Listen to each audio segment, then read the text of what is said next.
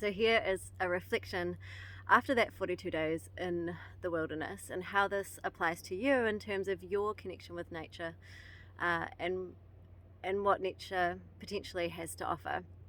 So after that trip, Rihanna and I actually went back a year later for 2 weeks, and then we are actually planning another trip, which will be another year, this coming January.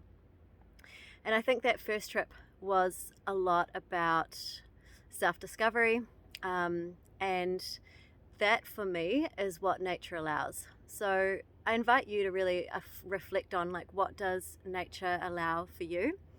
And this whole first week is going to be about you having your own experiences and exploring and figuring this out for yourself, or going deeper into this, or reflecting further on perhaps some of the experiences that you've had in the wilderness or in nature in your back garden, and what role like nature plays for you in your life. And for me, having that opportunity to be in the wilderness for so long allowed me to feel also that spiritual connection. And for me, in terms of my worldview, I connect to spirituality through nature in the easiest way. That's where I really feel that I'm part of something much bigger. And I can see that on a very physical level, in terms of there's so much about nature that we don't know. There is so many complex systems, interrelated relationships.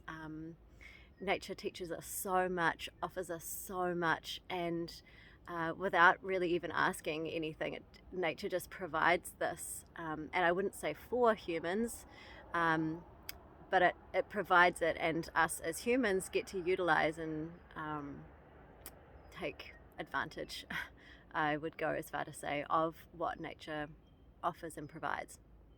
So yeah, that spiritual connection, we go back to Te Whare Tapawha, that model, that spiritual connection. Mentally and emotionally, it was challenging but incredibly liberating for me. Physically, it was very demanding, very hard on my body. And then socially, I was connected into Rihanna, and allowed me to think a lot about my relationships.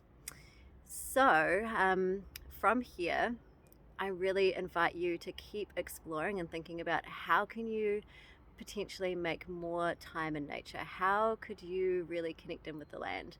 It might be 5 minutes. Think about how much time you actually spend outside in your workday. Are you aware of what the weather's doing? And if you did make more time to be in nature, what would be some of the benefits for you?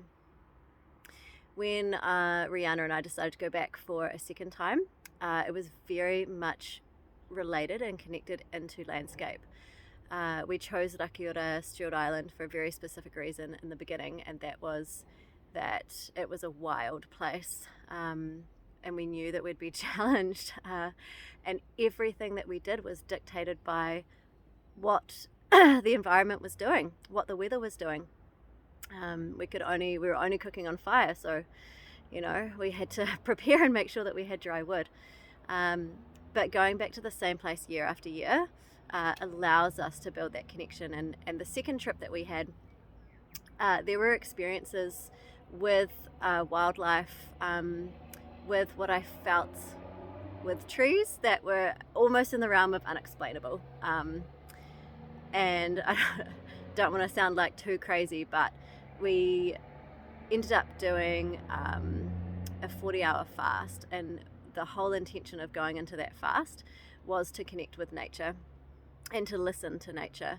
And this comes from a book called Soulcraft, and it comes from a principle around vision questing.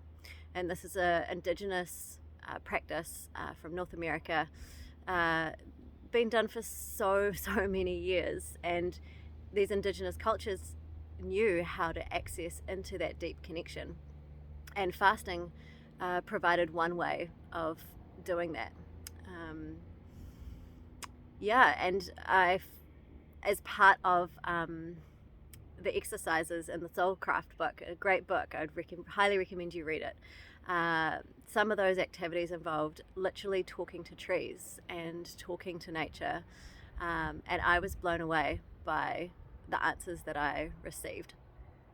And yeah, even to the point where wildlife were coming in at moments that, um, almost seemed like it wasn't a coincidence, what was happening.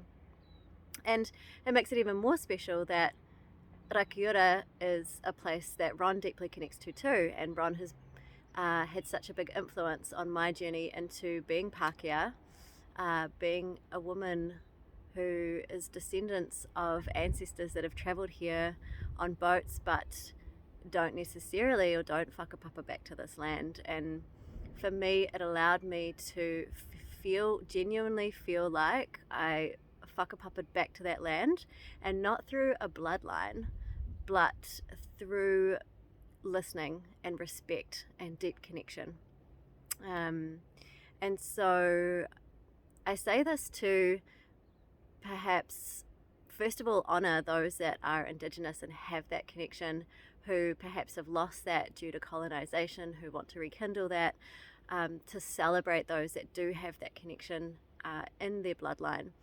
And to also say that if you don't have that, if you're from a different land, I would highly support or encourage this idea that you can connect into land very, very deeply in your own way. And your own way will look different to everybody. So this is what this week's about. This is what this course is about. It's about finding your own way to relate to earth, relate to land, relate to the elements. And it's almost, I see it as a remembering as well, because so my ancestry comes from Scotland, and I'm related to the Celts and Celtic tradition as well up in the Orkney Islands. And there were many, many earth honouring practices that were happening back in my lineage, and that is my bloodline. I do whakapapa back to those lands where there was beautiful honouring and rituals, of different seasons. So I think if you go back far enough into your ancestral line, everybody whakapapas back to the land on some level.